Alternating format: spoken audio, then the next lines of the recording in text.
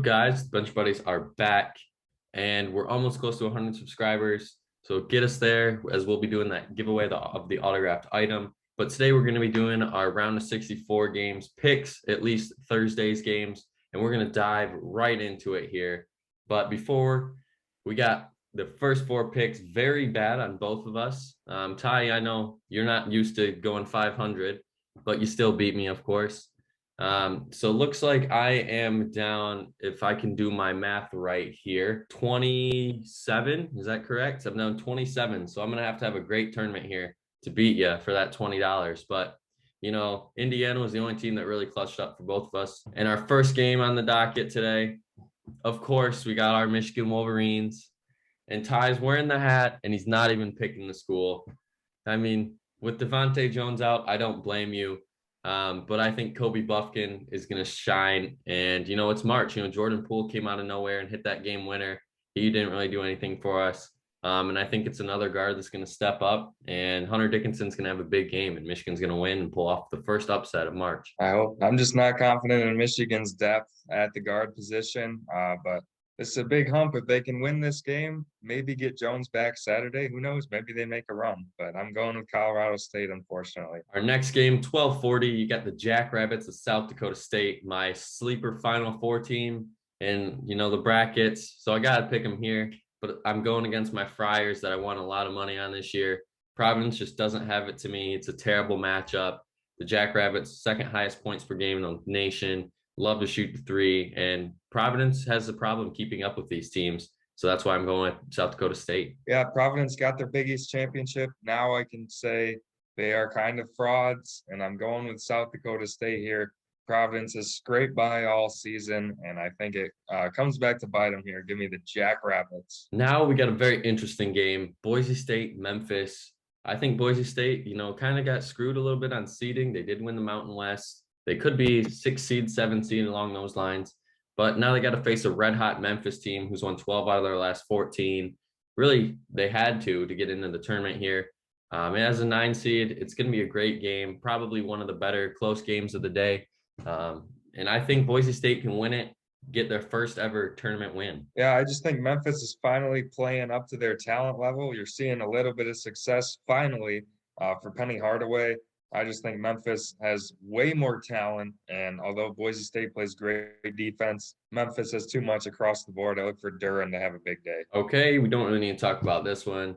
We know Baylor should blow them out, but Norfolk State, I will give them credit. They are a not bad 16 seed. I mean, it's pretty hard to say that, but 24-6 as a 16 seed is kind of rare. Normally it's a double-digit loss team, but they probably got screwed a little bit on seeding, but obviously, it's Baylor. They're the one. More than likely, they're going to blow by them. We don't really need to talk about that one too much. So we'll go into this one.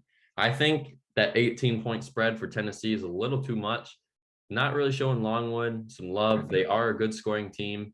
They can match up well with them. I think it'll be a close game in the first half, but Tennessee will pull away in the second. Yeah, I just look for Tennessee to have way too much scoring. I think Longwood won't be able to keep up. This would be the 14 seed I'm least confident in pulling an upset. At 310 on True TV, you got an interesting matchup here with Iowa and Richmond. A 12-5 seed, there's probably going to be one this year, and it's not going to be this one. Iowa, red hot, Big Ten champions, probably got screwed a little bit on seeding as well. The Big Ten championship doesn't mean anything to the committee, it seems like. Probably should have been a 4 seed at worst, but here they are going against Richmond, who got in because they won the A10. We are going to see how they play here. Yeah, I got to go with Iowa, but I'm just a little worried because my bracket's screwed if they lose. And sometimes it seems like the 12 seed that nobody picks is the one that beats the 5. So I watch out for this one. I think 10.5's a little too many points, but I think Iowa with Keegan Murray, they're going to be able to get past this. And another game we don't really need to talk about. You get the best team in the country going against a very bad Georgia State team. And Gonzaga, Chet Holmgren, Drew Timme. That's all you need to know. I think they'll probably put up at least 20 apiece and absolutely blow them out. Probably, honestly. But now you got a very intriguing matchup. This one is another coin flip game in these 9-8 seed. North Carolina, though, has the hot hands. They really took it to Duke in the last game of the year at Cameron.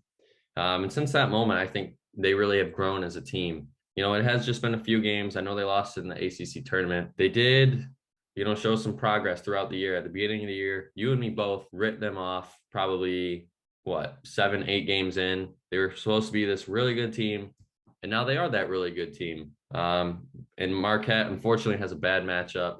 Shaka Smart, we'll see how he does, though. Yeah, it's Shaka in the tournament. He has had no tournament success since leaving VCU. I didn't forget about that. But I think North Carolina, they're playing really well outside of the Virginia Tech loss, and Marquette really fell off at the end of the season. So I got to go with North Carolina. At 650, we got an upset brewing. I am going with UConn, but if you are going for the 12-5 upset, I think this is your most likely scenario. UConn, they have shown signs of struggling as of late. They are healthy, though, which is good for them, but they are susceptible of getting upset out of nowhere. We've seen it in the Big East, losing some big games and responding by winning a game against Villanova.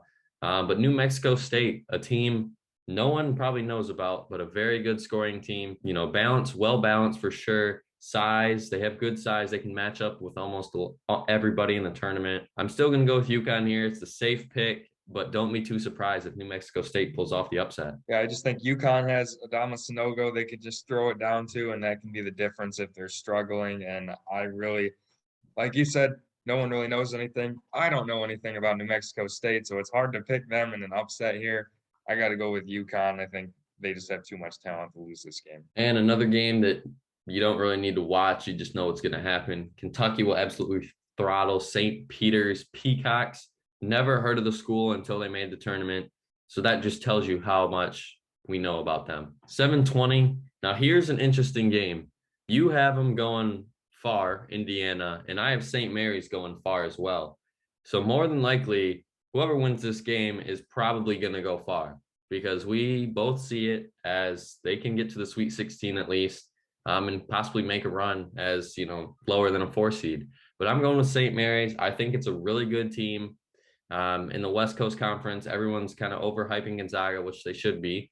But no one's really talking about those other teams like St. Mary's and San Francisco that made the tournament. And I think St. Mary's really can take it to Indiana here. It'll probably be another really close game, just like Indiana and St. Mary's love to play. But St. Mary's is going to come out with a W. I just think Indiana matches up well with St. Mary's. St. Mary's likes to slow teams down, play at a slow pace. Well, Indiana is a very slow-paced team as it is, so that won't affect them too much. And I don't think the Gales have an answer for Trace Jackson Davis. So if Indiana can knock down some threes, which I think they will, they should be able to pull the upset here. And another 9-8 matchup that you and me are coin flipping. I'm going with Creighton here. I think Big East really showed me that they are a good team. They went in and absolutely throttled Providence, which I thought it would be a close game, but nothing like that. But you got to give San Diego State credit. They're a very good team as well. Love to shoot the ball well. And it's a good matchup here, a great 9-8 matchup, but I'm going to go with Creighton. Yeah, I like Creighton. I like that they played really well even after RJ Nembhard got hurt for the season. But I think eventually that's got to catch up to them, playing without your best player and your star point guard. And I think San Diego State's defense will be the difference. Watch the over-under on this one. If you like betting overs, I think it's under 120 for the over-under. So if you like overs, go for this game, but San Diego State's going to win. At 920, an upset could be brewing here as well, as the Catamounts could pull off the upset against the Must Bus in Arkansas, but I just don't see it happening. It is going to be a close game. I think that spread is right where it should be. Vermont could cover that as well. I think it could be a one-possession game. Coming down to the last minute, I would not be shocked if that's how this game turned out.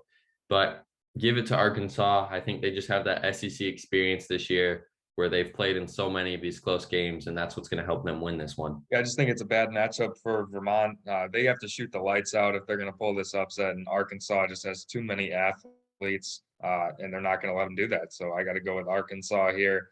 Even after that Texas A&M loss, I think that woke them up a little bit, and they'll get by this game. At 940, we got those San Francisco Dons versus the Murray State Racers, and we're really going to see what the Racers are all about. Those 30 wins are no joke, but we are going to see if they can, prove to us that those 30 wins mean something this year. They have played an easier schedule. One of those losses have been to Auburn, which is obviously a 2 seed this year.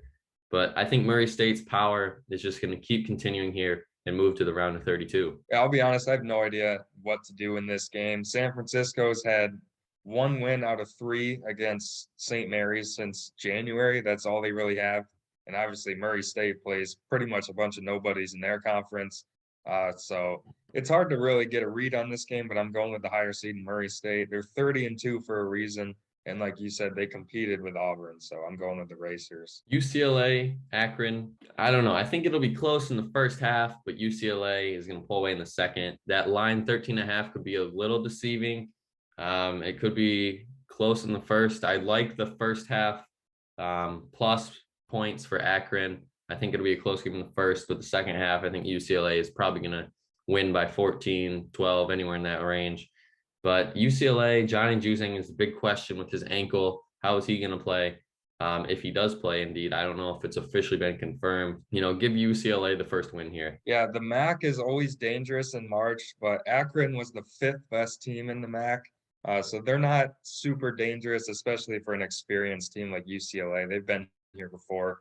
So I don't know if 13.5 is quite right with the line. It might be closer than that, but I'm going with UCLA. In our last game of the day, we're going to wrap it up with a huge victory for Kansas. Yeah, I know you got Texas Southern. You're a big fan of them now after picking them. But Kansas, I mean, this is pretty obvious. If we're talking about the spread, then it could be a different story because, 21 is a lot of points in college basketball. But then again, at the end of the game, they just put the nobodies out there, just let them shoot. So, but give me Kansas here to easily move on to the round of 32. I'll say Texas Southern covers. If you remember correctly, they played Michigan last year as the 16, and they fought their butts off in the second half and got it down to like 15 late in the game. I think they'll cover. That's a sneaky cover pick, Texas Southern. That's going to be it for our video today. If you liked it, hit that like button. Comment below on who you guys are picking for these games today. And make sure you hit that subscribe button as well, as we're just a few followers away from that 100. But until the next time, the Bench Buddies are out.